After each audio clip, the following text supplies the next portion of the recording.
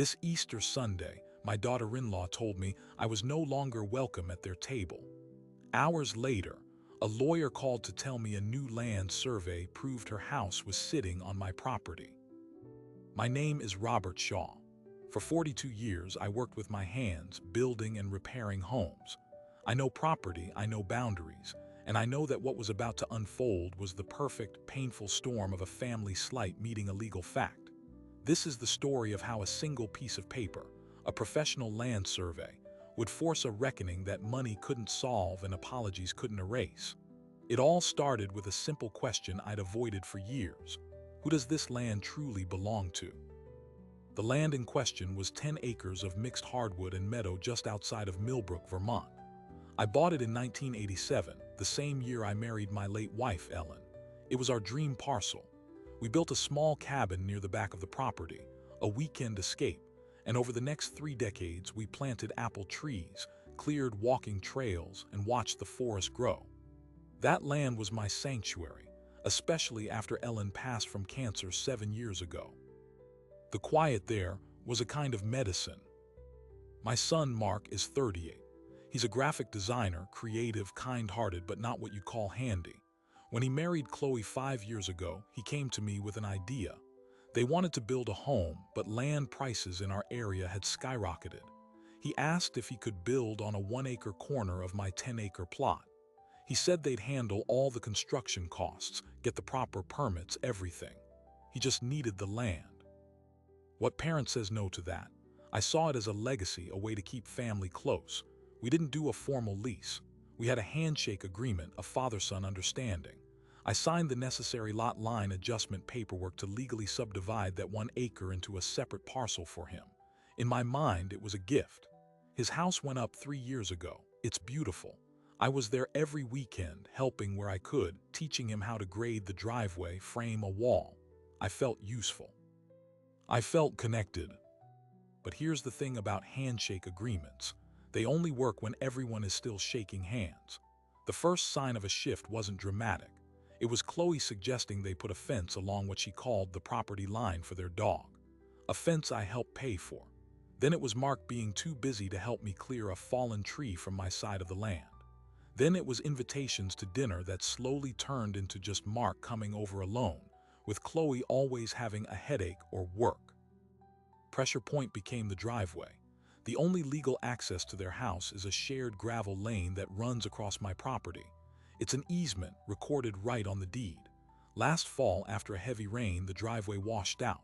I told Mark I'd get my tractor and we'd fix it together over the weekend. When I showed up Saturday morning, a contractor was already there, laying down fresh crushed stone. Chloe answered the door. She said, "We decided to just hire it out, Robert. We need it done right." She didn't look at me when she said it. Mark just shrugged, apologetic. I went home. The cold set in, both in the weather and in the family. Christmas was tense, quiet. By March, conversations with Mark were short, logistical. Then the first week of April, the invitation for Easter dinner arrived. It was a text, not a call, from Chloe. It said, "Easter at our place, 2 p.m. please bring a side dish." It felt like an invoice.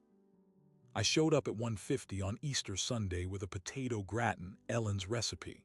I walked into a house that felt strangely formal. Chloe's parents were there, from Boston. Her father, a retired finance guy, held court at the dining table. The conversation was about stock portfolios and vacation homes in South Carolina. I tried to talk to Mark about the new shed he wanted to build, but Chloe kept steering the discussion back to her father's golf game. Then during dessert, Chloe's mother made a comment. She said, "It's so wonderful you two have this little compound. Robert, you must love having them right here." I smiled and said, "I do. It was always the plan to keep family close." Chloe put down her fork. She looked at me and her voice was calm, surgical. "Actually, it's not a compound. It's our home, on our land. The proximity is convenient, but we're thinking of our privacy more these days." The room went quiet. Mark stared at his plate. I said, "Chloe, it's all family land." She shook her head. "No, Robert, it's not. The survey and deed are very clear. We own this acre. You own yours. We're neighbors. And as neighbors, we'd appreciate if you'd call before just walking over. It sets a better boundary." I felt the heat rise in my neck. I looked at Mark. "Mark, is this how you feel?" He wouldn't meet my eyes. He mumbled something about just wanting to avoid misunderstandings. That's when Chloe delivered the final blow. She said, "Given that we're establishing clearer boundaries, we think it's best if you head out after dessert. We'd like some time just with my parents before they leave." I was being dismissed from my son's table on Easter. I didn't argue, I didn't make a scene. I stood up, thanked them for the meal, and walked out. I drove the quarter-mile down our shared driveway to my cabin, the potato dish still sitting on their counter. I felt a hollowing out, a grief sharper than any since Ellen died. This wasn't just a disagreement. This was an eviction from my son's life. I sat in my dark living room for hours. Then, at 8:17 that night, my phone rang. It was an unknown number with a Burlington area code. I almost didn't answer. The voice on the other end was professional, direct. "Mr. Shaw, this is David Ellis from Ellis and Finch Land Surveying. I'm calling about the comprehensive boundary survey you commissioned for your Millbrook property." I was confused. I hadn't commissioned any survey. I told him so. There was a pause on the line, the sound of papers shuffling. He said, "My apologies. The work order was initiated by a Mark Shaw. He's listed as the owner of the adjacent parcel. He requested a full survey of both properties to, and I quote, clarify all boundaries and easements. We completed the field work last Thursday." My heart started pounding. Mark had a survey done, in secret, without telling me. "What did you find?" I asked, my mouth dry. The surveyor's tone shifted, becoming careful, legally precise. "Well, Mr. Shaw, that's why I'm calling. There's a significant discrepancy.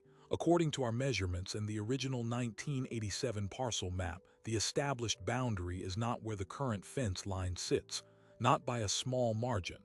He took a breath. "The legal property line places approximately 0.2 acres of what they consider their backyard squarely on your deeded land. Furthermore, their entire house footprint appears to be, let me check, yes. It appears to be situated 3 feet over the legal lot line onto your property." 3 feet. The words hung in the silent cabin air after I hung up the phone. It wasn't just a sliver of grass. Their entire house, the foundation we poured, the walls we framed, was trespassing. My mind raced back to the construction.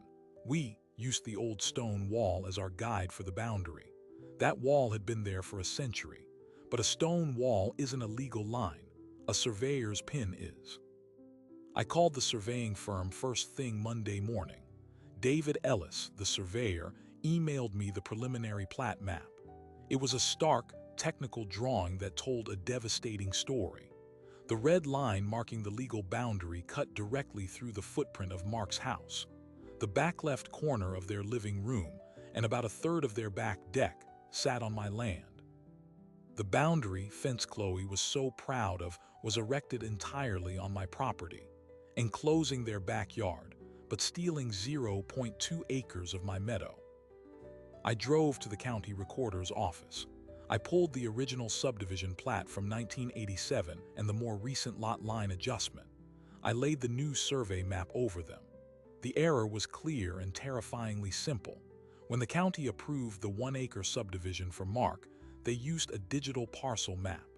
That map had a slight cartographic shift, a common glitch with older surveys digitized in the 90s. The physical markers on the ground, the ones my wife and I used when we bought the land, were the true boundaries. The digital line was off by exactly 3 feet and 2 inches. Mark had built using the wrong map. This wasn't malice. It was a colossal, expensive mistake, but the consequence was absolute. Legally, a significant portion of their house was an unauthorized structure on my property. In Vermont, that gives the landowner, me, powerful rights. I could demand they remove the encroaching structure. I could charge them rent for the land they were using. I could effectively hold their home hostage. I didn't want any of that. I wanted my son. I wanted the Easter invitation back. I drove to their house that afternoon. Mark's car was in the driveway. I knocked. He opened the door, his face a mask of surprise and immediate guilt. "Dad, hey." I didn't step inside. I held up the printed survey map. "We need to talk, now." We sat at their kitchen table, the same one I'd been banished from 48 hours earlier. I laid the map between us. "You had a survey done, Mark. Why didn't you tell me?" He rubbed his face. "Chloe, she wanted everything clear and legal. After the fence thing, she said we needed definitive lines. I thought it was just a formality." "It was a formality that found a major problem," I said, my finger tracing the red line through his living room. "Your house is on my land." The color drained from his face. He stared at the map, then out the window at his backyard. "That's not possible. The permit, the foundation inspection. They used the county's digital map. It's wrong. This," I tapped the survey, "is right." Just then, Chloe came in from the garage. She took one look at the table, at our faces, and her posture turned to ice. "What's going on?" Mark whispered. "The survey, there's an issue with the boundary." I slid the map toward her. She glanced at it, then fixed her eyes on me. "What is this, Robert? Some kind of retaliation for Easter?" Her accusation felt like a slap. "This is a professional survey you commissioned, Chloe. It shows your house is 3 feet over my property line." She picked up the map, her expression morphing from hostility to cold calculation. She studied it, not with panic, but with the focus of a chess player. "This is a mistake. Your land hasn't been surveyed in decades. Our survey is newer, more accurate. This is your surveyor's error." I was stunned. "David Ellis is the one you hired. This is his work." That stopped her. For a second, her confidence flickered. Then she doubled down. "Then he did it wrong. We'll get a second opinion. Mark, call someone else." Mark looked helplessly between his wife and the undeniable lines on the paper. This was the pivot, the moment the problem ceased to be a correctable error and became a battle line. Chloe had decided the truth was an enemy. A week later, their new surveyor arrived. I watched from my porch as a man in an orange vest set up his tripod on the edge of my meadow. He found the original iron pin buried near the old stone wall, the pin my surveyor and I had located. I knew then what his result would be. 2 days after that, a letter arrived from a law firm in Burlington, Shaw and Littman. It was addressed to me. The letter was not from Mark. It was from Chloe's father. He had retained counsel for them. The letter was a masterclass in aggressive legalese. It acknowledged a minor boundary discrepancy, but asserted that, due to the good faith improvement and the substantial investment made on the land, they were now claiming ownership of the encroached upon area through a legal principle called adverse possession. In simpler terms, because they'd built on it by mistake and lived there for over 3 years, they were now trying to steal my land.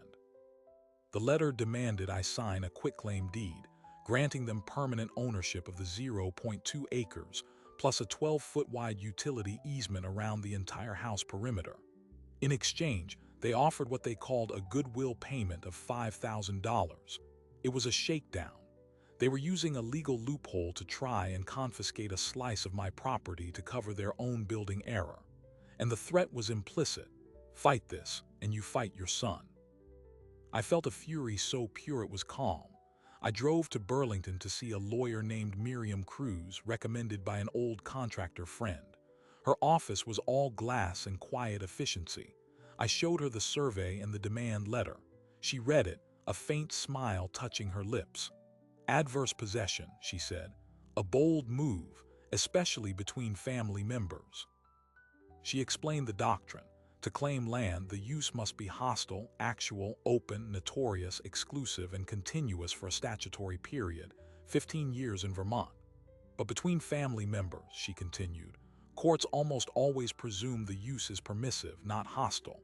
A father letting his son build on his land is the definition of permission. Their claim is incredibly weak.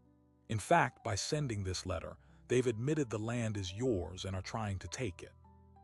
That's not adverse possession, that's attempted theft." She advised me to respond, not with emotion, but with a cold, factual counter. We drafted a letter. It stated I would not be signing any quitclaim deed. It outlined the documented history of permissive use. It included a proposal. I would grant them a permanent, recorded easement for the encroaching portion of the structure for a one-time fee of $25,000. The estimated cost to legally rectify the title and compensate me for the lost land use. It was fair. It was business. It was a wall. Their response came 48 hours later. It was a voicemail on my home phone from Chloe. Her voice trembled not with sadness but with rage.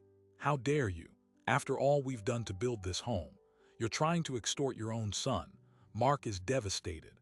You have until the end of the week to sign our agreement, or we will sue you for intentional infliction of emotional distress and seek a court order granting us the land.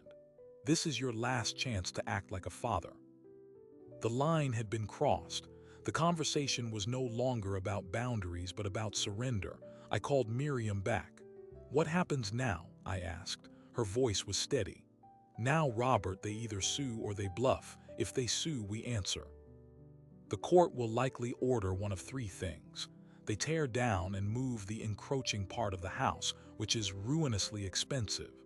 They buy the land from you at fair market value, which is more than $25,000, or they get a court-ordered easement, but they'll still have to pay you for it.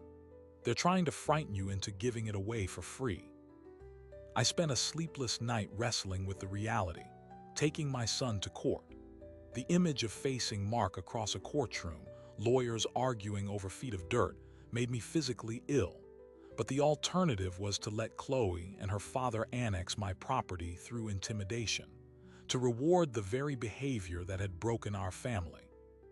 The next morning, I did what I've always done when faced with a complex build. I started a documentation file, a clean 3-ring binder. I printed every email, every survey map, the demand letter, my response. I recorded the date and content of Chloe's voicemail. I wrote a chronology from the handshake agreement to the Easter dismissal. The facts, in order, were a damning story of entitlement meeting a legal truth. At the end of the week, no lawsuit arrived. Instead, on Saturday, Mark's car pulled into my driveway alone. He looked 10 years older. He didn't come to the door. He walked to the edge of the meadow to the old stone wall and just stood there staring at his house. I went out to meet him. We stood side by side, not looking at each other. "I can't stop this, Dad," he said finally, his voice hollow. "The lawyer, her dad, is paying for everything. Chloe, she says you've declared war." "I declared facts, Mark," I said, my own voice tired. "I offered a solution." He shook his head. "It's not about the solution. It's about winning for her and for her father now. It's only about winning." He turned to me, his eyes pleading. "Just sign the paper. Give them the land, please, for me, so we can just go back to normal." It was the worst thing he could have asked. He was asking me to pay for his peace with my own land, to validate their betrayal. The son I built a house for was now asking me to subsidize my own exile. I looked at him, this man I'd taught to swing a hammer, and I felt the foundation of my world, the one made of trust and family, crack wide open. "I can't do that, son," I said softly. "I won't." He nodded as if he'd expected it. He walked back to his car without another word. As he drove away, down the shared gravel driveway that was now a demilitarized zone, I knew the battle I'd hoped to avoid was inevitable. The next move was theirs, and it would come in the form of a formal summons. The summons arrived 2 weeks later on a Tuesday. It wasn't just one lawsuit, it was two.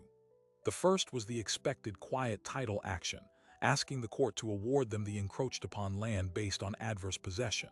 The second was a bombshell, a suit for constructive fraud and undue influence. They claimed I had manipulated the original lot line adjustment process years ago, knowingly using an inaccurate map to trick Mark into building on my land so I could later extort him. Chloe's father had found a creative attorney. They weren't just trying to take the land, they were trying to paint me as a predator. Miriam Cruz was grimly impressed. "They're throwing everything at the wall. The fraud claim is frivolous, but it's a cloud. It makes this messy, personal, and expensive to defend." The goal was clear: bleed me dry with legal fees until I capitulated.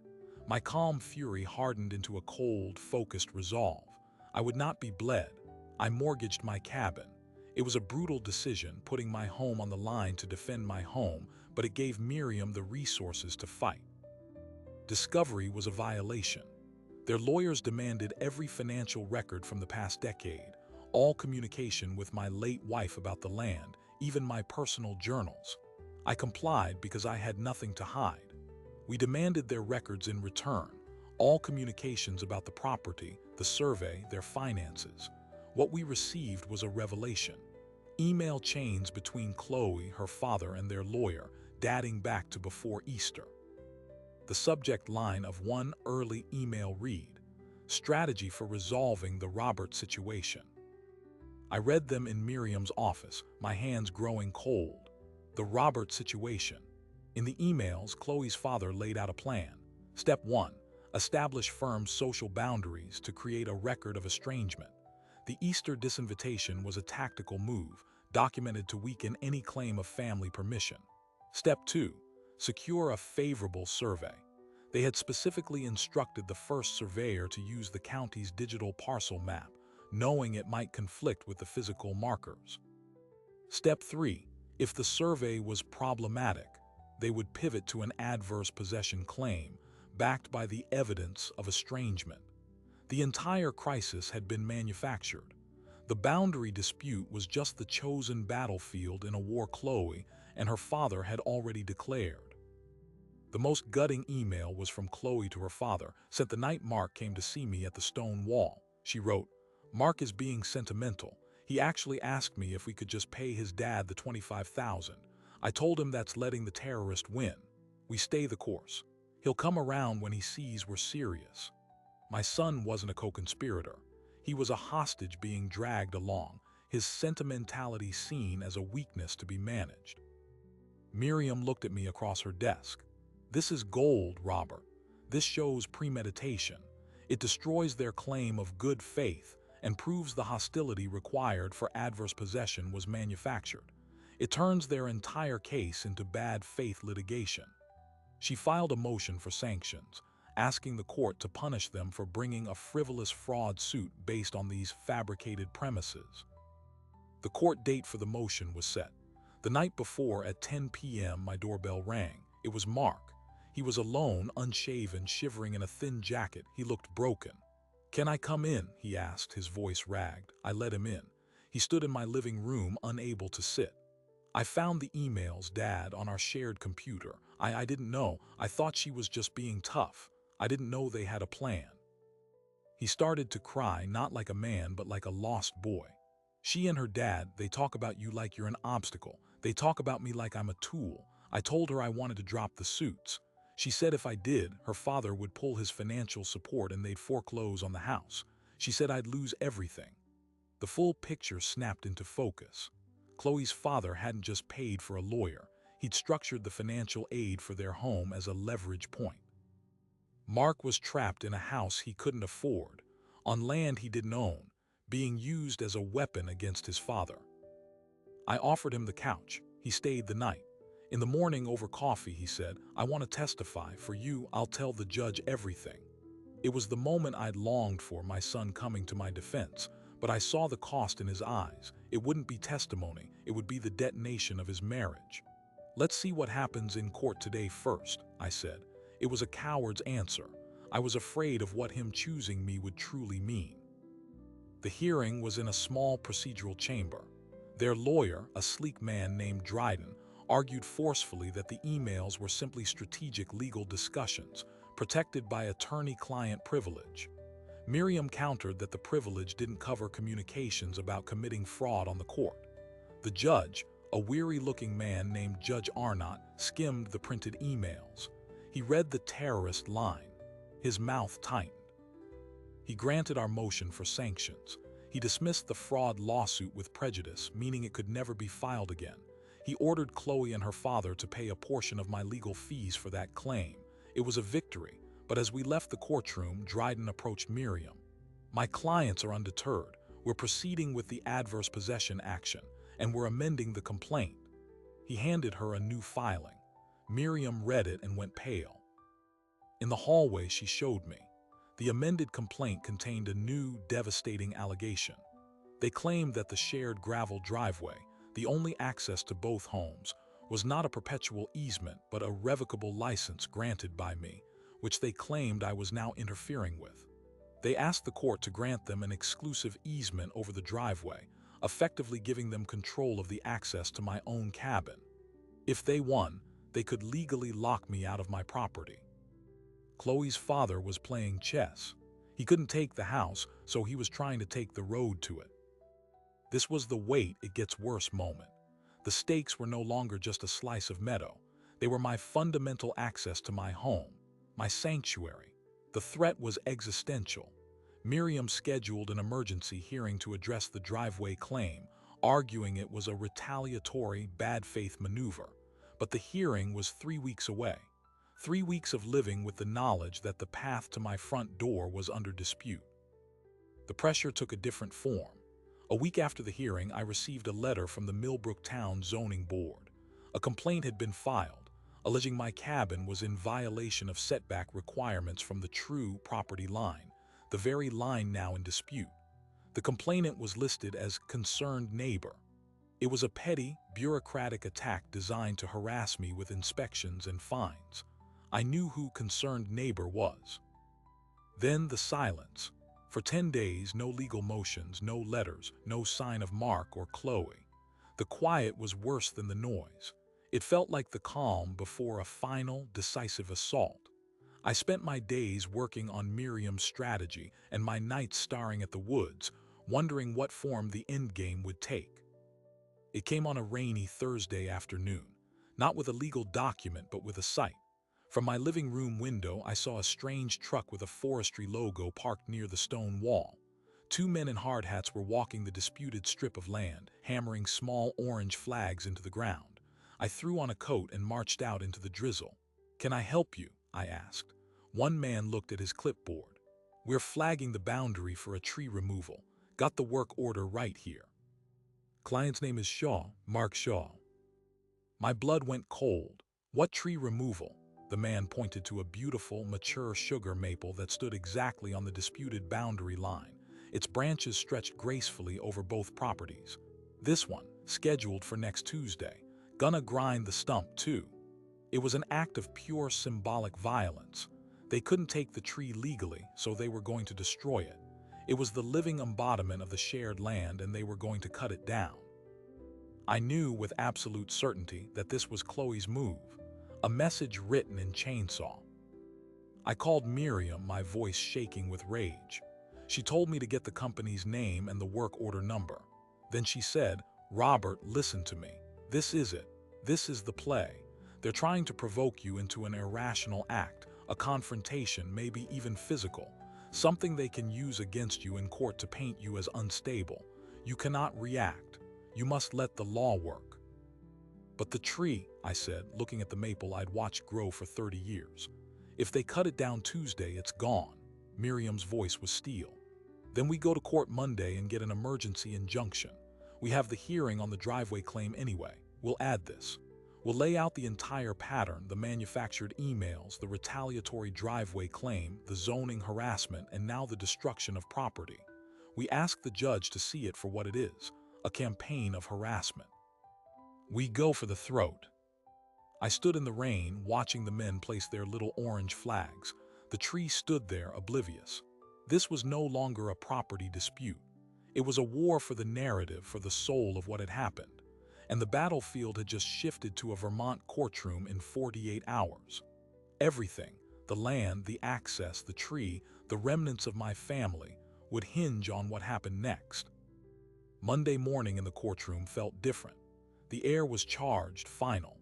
Judge Arnott took the bench, his previous weariness replaced by a sharp, impatient focus.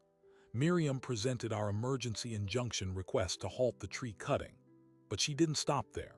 She presented the entire chronology, connecting the dots from the strategy emails to the fraudulent lawsuit, the retaliatory driveway claim, the anonymous zoning complaint, and now the destruction of the boundary tree. She called it a pattern of predatory litigation and harassment, designed not to win a property claim, but to exhaust and punish an elderly man for refusing to capitulate. Their lawyer, Dryden, argued that tree removal was a standard property right and denied any harassment. He said the emails were irrelevant. Judge Arnott listened, his expression granite. Then he did something unusual. He addressed Mark directly. Mark was sitting in the gallery away from Chloe and her father. "Mr. Shaw," the judge said, You are a named party in these actions. Do you wish this tree to be cut down?" All eyes turned to Mark. He stood up slowly. He looked at Chloe, who stared straight ahead, then at me. His voice was clear, but it cracked. "No, Your Honor, I do not. That tree, it was there when I was a kid. My mom loved it." In that moment, he broke from their narrative. He was no longer a tool. He was a witness. Judge Arnott nodded. He granted the emergency injunction, prohibiting any alteration to the disputed land, including tree removal, until the full case was resolved. Then he dropped the hammer. He said, based on the evidence before him, he was ready to rule on the core adverse possession claim. He didn't need a full trial. He found, as a matter of law, that the plaintiffs, Chloe, her father, and by extension Mark, could not prove the required hostile use of the land. The emails explicitly showed the hostility was manufactured long after the building was complete. Furthermore, the familial relationship created a presumption of permission. He dismissed the adverse possession claim with prejudice. The 0.2 acres were mine, unequivocally. Then he turned to the driveway. He ruled the easement was permanent and irrevocable, as recorded on the deed. My access was secure. Finally, he looked at Dryden and said, "I am deeply troubled by the conduct displayed in these filings. The court is considering sanctions for vexatious litigation. I am ordering all parties to mediation within 30 days to resolve the remaining issue, the structural encroachment. If mediation fails, I will appoint a special master to determine a solution, the cost of which will likely be borne by the plaintiffs given the findings of bad faith. Court is adjourned." The gavel fell. It was over. We had won completely. Chloe and her father stood and left the courtroom without a word, without looking at Mark. Mark stayed behind, sitting alone on the wooden bench. The victory felt hollow, like ash in my mouth. The court-ordered mediation took place 3 weeks later. Chloe and her father did not attend. They sent their lawyer with a single offer. They would purchase the encroached-upon land from me at fair market value, which was appraised at $48,000. It was a retreat, a financial settlement to clean up the mess they'd made. Miriam advised me to take it. It would clear the title, compensate me, and end the conflict. I agreed on one condition. The sugar maple tree was to be protected by a permanent conservation easement recorded on the deed, preventing anyone from ever cutting it down. They agreed. The money came through. The legal walls were built, but the human cost was just coming due. Mark moved out of the house the following month. He rented a small apartment in town. The marriage, strained to its absolute limit by the litigation and his testimony in court, collapsed. Chloe filed for divorce. In the settlement, she kept the house, now burdened with a mortgage to pay back her father and the new easement protecting my tree. Mark walked away with his personal belongings and a debt of sorrow. He came to see me on a cool September evening. We sat on my porch watching the sunset paint the maple tree in shades of gold and red. He apologized, not in a grand speech but in quiet, specific sentences, for not seeing it sooner, for not being stronger, for letting them use him as a weapon against me. I told him the only thing I could. You saw it in the end. You stood up. That's the part that matters. The surprising detail came a year later. I was at the county clerk's office, filing some routine paperwork, when I ran into the zoning officer who had handled the concerned neighbor complaint. We got to talking. He shook his head and said, "That whole thing was a mess. You know, we almost fined you because the complaint was so detailed. It had old survey sketches attached. Then we realized the sketches submitted were altered. The setback lines had been drawn in by hand to make it look like a violation." I asked if he knew who altered them. He gave a wry smile. We had our suspicions, but the kicker is, the person who filed the complaint tried to use a fake return address. We traced it back through the post office box. It was paid for by a corporate credit card belonging to a holding company. The principal of that company was a retired finance executive from Boston, Chloe's father. He had literally drawn the lines he wanted to exist, trying to bend reality with a pen and a copy machine. It was the perfect petty coda to the whole affair. With the legal war over, a fragile peace settled on the 10 acres. Mark and I rebuilt slowly. He helped me re-roof the cabin. We cut firewood together. The shared driveway is still gravel, still shared. We use it without speaking of who owns what beneath the tires. The maple tree stands, its roots now legally protected, stretching under both properties, a silent witness to the fight and the fragile reconciliation that followed. The house next door is quiet. Chloe lives there alone. We wave, a brief, distant gesture when we see each other. It's not forgiveness. It's an armed truce enforced by property lines and court orders. I sometimes sit under that maple with a cup of coffee, my hand on its rough bark, and I think about foundations, not just of houses, but of family. Some are built on handshakes and trust. Others are built on leverage and strategy. When they collide, something always breaks. You can only hope that what remains is strong enough to rebuild upon. The land is mine. The tree stands. My son is coming over for dinner on Sunday. So what do you do when the thing you built becomes the thing you have to defend? That's the question that lingers for me, long after the lawyers were paid and the papers were filed. This was never really about 3 feet of dirt or a sugar maple, though I love that tree. It was about a principle we're all taught as children but have to relearn as adults. You don't get to take something just because you want it badly enough, and you don't get to rewrite history because the truth is inconvenient. Property is a strange concept. It's lines on a map, but it's also memory. It's the tree you planted with your wife, the driveway you graded with your son, the quiet mornings you earned after a lifetime of work. When someone tries to redraw those lines, they're not just moving a boundary. They're trying to edit your life, to take the chapters they find useful and discard the rest. My story is extreme, but the pattern isn't unique. It happens in families every day, over inheritances, over heirlooms, over perceived slights and unspoken debts. The weapon isn't always a lawsuit. Sometimes it's silence. Sometimes it's guilt. Sometimes it's a seat at the holiday table that suddenly goes empty. The law gave me back my land. It couldn't give me back the years of easy trust. What I've learned is that the most important boundary you'll ever draw isn't on a survey. It's the one around your own peace. It's knowing what you will and will not tolerate, what you will and will not give away to keep a false peace.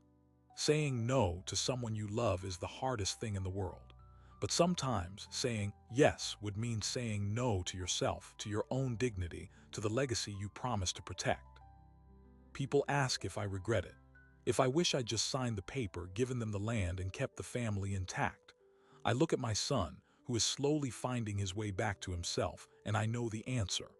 The family they were trying to preserve was already broken. It was built on a foundation of pressure and manipulation. What we have now is smaller, quieter, and it's real. It's built on what survived the fire. The maple tree is putting out new leaves this spring. Its roots are in my soil and its branches stretch over both properties, offering shade to everyone. That feels right to me. A reminder that some things can grow across borders, but only if the borders are first respected. If you take anything from this story, let it be this: know where your lines are. Get your survey. Have the difficult conversations early. Put things in writing, not because you don't trust, but because true trust doesn't fear clarity. And when someone shows you who they are and what they really want, believe them the first time. Thank you for listening. If this story resonated with you, I hope you'll subscribe. There are more tales like this one, of ordinary people facing extraordinary choices, waiting to be told. Until next time.